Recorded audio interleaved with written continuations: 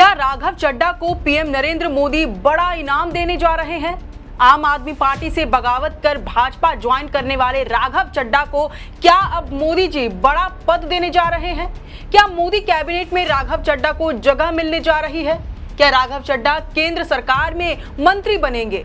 Modi cabinet में आखिरकार फिर से फेरबदल के संकेत क्यों मिल रहे हैं और इस फेरबदल में राघव चड्ढा के नाम की संभावना प्रबल क्यों दिखाई पड़ रही है?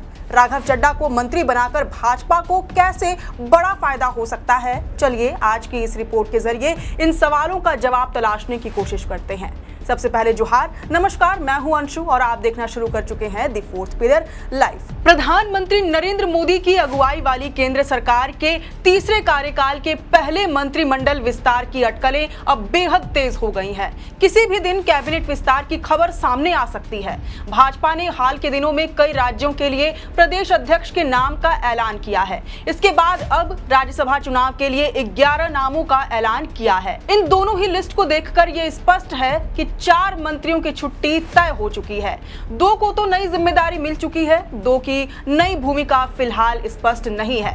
दरअसल केंद्रीय राज्य मंत्री पंकज चौधरी को उत्तर प्रदेश भाजपा का नया अध्यक्ष बनाया गया है और हर्ष मल्होत्रा को दिल्ली भाजपा की कमान सौंपी गई है। एक व्यक्ति एक पद के नियम के तहत इन दोनों ही नेताओं को जल्द ही मंत्रिमंडल से इस्तीफा देना होगा। वहीं भाजपा के राज्यसभा उम्मीदवारों की लिस्ट में 2 केंद्रीय मंत्रियों मसलन रवनीत सिंह बिट्टू और जॉर्ज कुरियन का नाम शामिल नहीं किया गया है। नरेंद्र मोदी कैबिनेट में इकलौते ईसाई मंत्री कुरियन मध्य प्रदेश से राज्यसभा सांसद हैं। वहीं पंजाब कांग्रेस छोड़कर बीजेपी में शामिल हुए रवनीत सिंह बिट्टू को राजस्थान से राज्यसभा भेजा गया था। इन दोनों ही नेताओं का राज्यसभा कार्यकाल इसी महीने 21 जून को समाप्त होने जा रहा है, लेकिन इसके बावजूद उम्मीदवारों की नई सूची में इन्हें जगह नहीं दी गई। संसदीय नियमों के मुताबिक कार्यकाल समाप्त होने के बाद भी ये मंत्री अधिकतम 6 महीने तक अपने पद पर बने रह सकते हैं, बशर्ते इस अवधि के भीतर वे लोकसभा या राज्यसभा के सदस्य चुनकर आ जाएं। हालांकि दोबारा टिकट न मिलने से साफ है कि कैबिनेट विस्तार में इन दोनों को अपना पद छोड़ना पड़ सकता है। रवनीत सिंह बिट्टू को दोबारा राज्यसभा न भेजने के पीछे बीजेपी के एक सोची समझी चुनावी रणनीति दिखाई देती है। दरअसल अगले साल पंजाब में विधानसभा चुनाव होने हैं और बीजेपी वहां पहली बार अकेले दम पर चुनावी मैदान फतह करने की तैयारी कर रही है। रवनीत सिंह बिट्टू पंजाब के पूर्व मुख्यमंत्री बेअंत सिंह के पोते हैं और सूबे के बड़े सिख नेताओं में गिने जाते हैं। राजनीतिक जानकारों का मानना है कि पार्टी उन्हें राज्यसभा के बजाय पंजाब की सक्रिय जमीनी राजनीति में उतारकर विधानसभा चुनाव लड़वाने की योजना बना रही है। इसके साथ ही पंजाब में पार्टी को मजबूत करने के लिए कैबिनेट विस्तार में राज्य से 2 नए और कद्दावर चेहरों को मोदी सरकार में शामिल किए जाने की प्रबल संभावना है। इसमें पहला और सबसे चौंकाने वाला नाम राघव चड्ढा का है।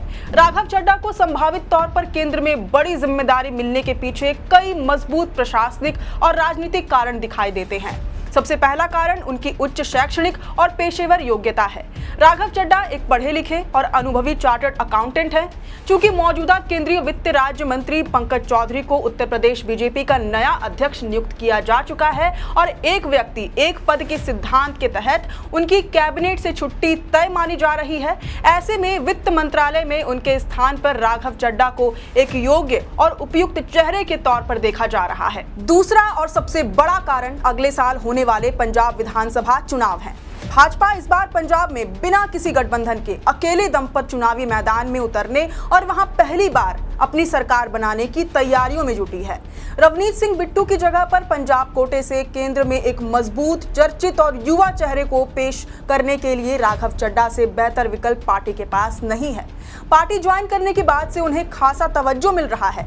भाजपा में राघव चड्ढा को मिल रहे अहमियत का अंदाजा इसी बात से लगाया जा सकता है कि पार्टी में शामिल होने के कुछ ही हफ्तों के भीतर राघव चड्ढा को राज्यसभा की प्रतिष्ठित कमेटी ऑन पिटीशंस का चेयरमैन नियुक्त किया गया था। राघव के साथ साथ बीजेपी के राष्ट्रीय महासचिव तरुण चुघ को भी पंजाब कोटे से कैबिनेट में शामिल करने की पूरी संभावना जताई जा रही है। तरुण चुघ प्रधानमंत्री नरेंद्र मोदी के बेहद भरोसेमंद माने जाते हैं। वे जम्मू कश्मीर, लद्दाख और तेलंगाना जैसे महत्वपूर्ण क्षेत्रों में पार्टी के प्रभारी के तौर पर काम भी कर चुके हैं और सांगठनिक तौर पर बेहद मजबूत पकड़ रखते हैं। बीजेपी ने इस बार उन्हें मध्य प्रदेश से राज्यसभा भेजने का फैसला किया है, जिससे उन्हें केंद्र में कोई अहम मंत्रालय मिलने के कयास लगाए जा रहे हैं। हालांकि अब तक ये केवल कयास है, तस्वीरें आने वाले दिनों में ही साफ हो पाएगी। फिलहाल इस पूरी रिपोर्ट पर आपकी क्या प्रतिक्रिया है, ये हमें कमेंट बॉक्स में जरूर साझा करें। आप देख रहे थे द फोर्थ पिलर, मैं हूं अंशु, कैमरे के पीछे हैं सहयोगी अमन। शुक्रिया।